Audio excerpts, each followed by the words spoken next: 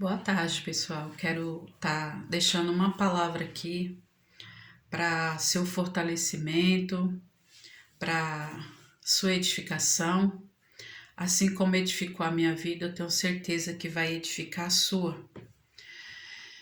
Eu costumo sempre dizer uma palavra maravilhosa, uma palavra conhecida, porém, ser conhecida não é a mesma coisa de ser praticada. Então, a minha oração sempre é que o Senhor me ajude a colocar as palavras em prática, porque, como a própria palavra diz, que a palavra ela só tem poder, ela só tem ação mediante a prática. Então, todas as vezes que nós colocamos a palavra do Senhor em prática, o Senhor vem e entra com a providência, porque quantas pessoas deixam a Bíblia aberta no Salmo 91 e nada acontece?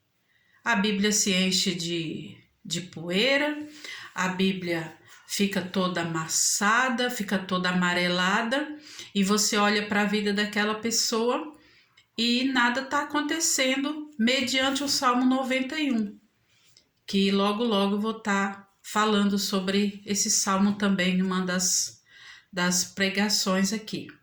Então hoje eu quero trazer para a vida de vocês Mateus 4, sobre a tentação do Senhor Jesus. Mateus 4 diz assim: Então Jesus foi levado pelo Espírito ao deserto, para ser tentado pelo diabo. Depois de jejuar 40 dias e 40 noites, teve fome. O tentador aproximou-se dele e disse: Se és filho de Deus, manda que estas pedras se transformem em pães. Jesus respondeu: Está escrito, nem só de pão viverá o homem, mas de toda palavra que procede da boca de Deus.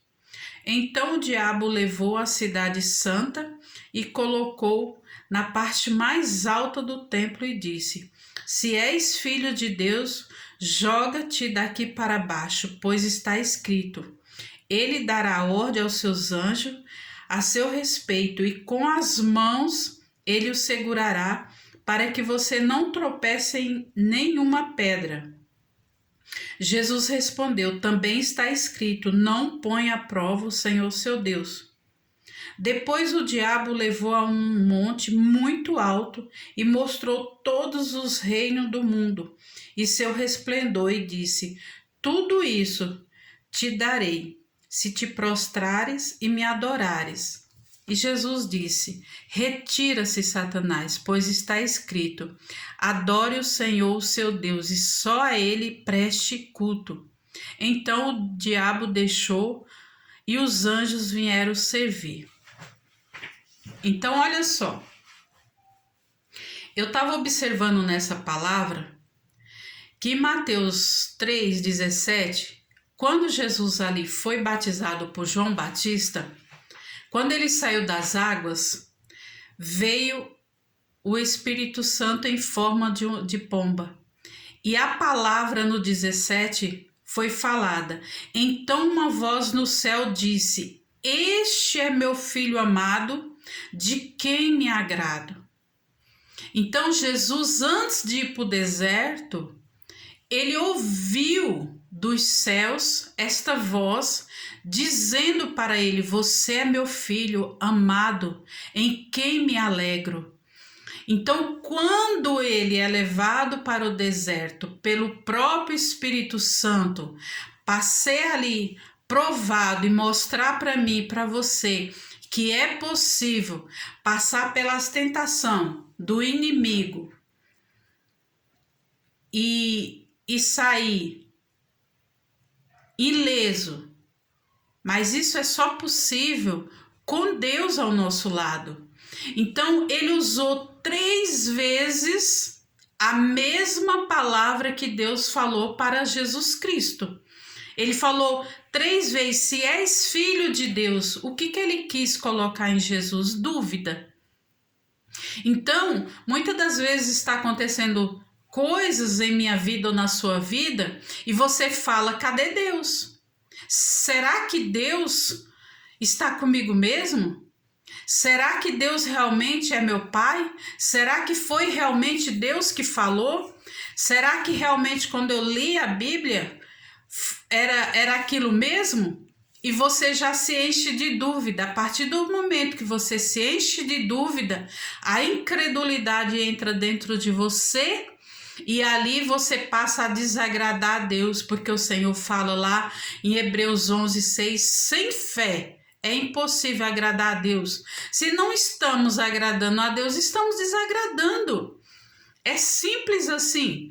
Então aqui, Satanás, ele usou a mesma palavra que Deus tinha colocado ali no coração de Jesus, fortalecendo ele, falando para ele quando ele saiu das águas: este é o meu filho amado, em quem me alegro, em quem me compraz, né? Tem outras versões. Então, Satanás, ele vai dizer: se és filho de Deus, manda que estas pedras transformem em pão. Então, Jesus falou: não é assim não. Está escrito que nem só de pão viverá o homem, mas de toda palavra que procede da boca de Deus. O que é isso? Se Deus falou, está falado.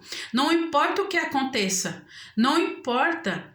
Então, ele vai novamente e ele fala: se és filho de Deus, joga-te daqui, porque dará ordem. Então, ele usou lá o Salmo 91, 11, aonde diz: ele dará ordem aos seus anjos ao seu respeito, e com as mãos ele o segurará, para que não tropece em alguma pedra.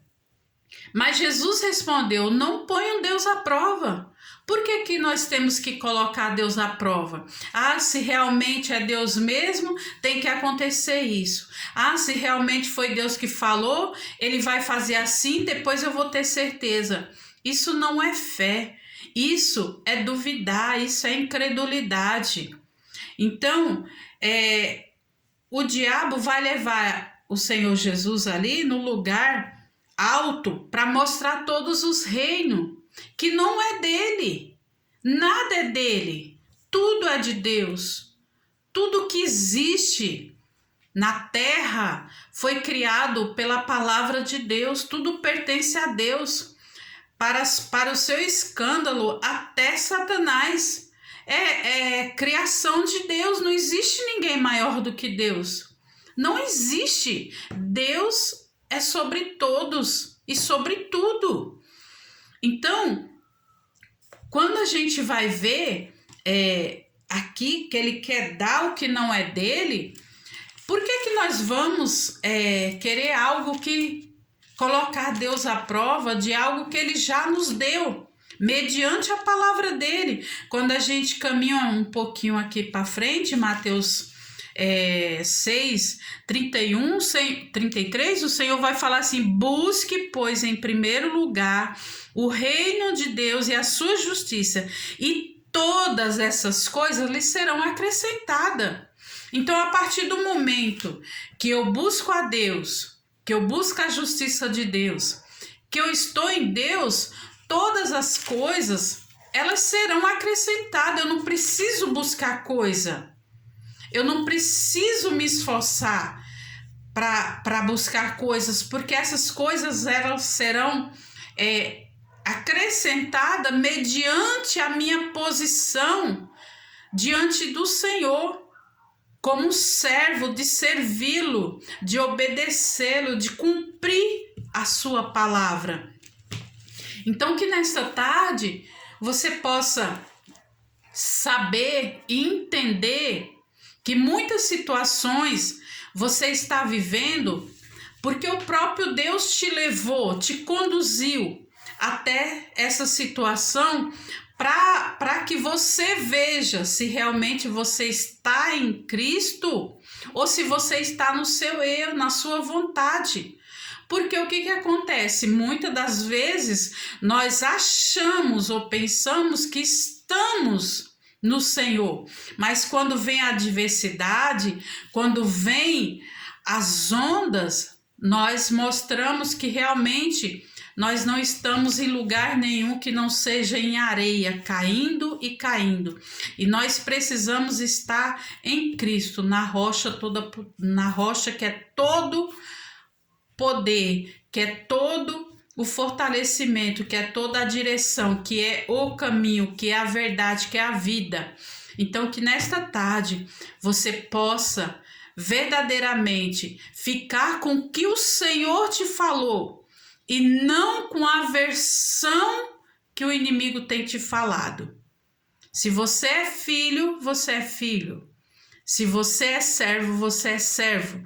Então, não deixa que a voz do inimigo ultrapasse a voz de Deus, mas que a voz de Deus sobressaia no seu ser, no seu corpo, na sua alma, nas suas ações, nas suas atitudes, em tudo em você seja a presença do Deus Altíssimo. Que Deus abençoe sua tarde grandemente.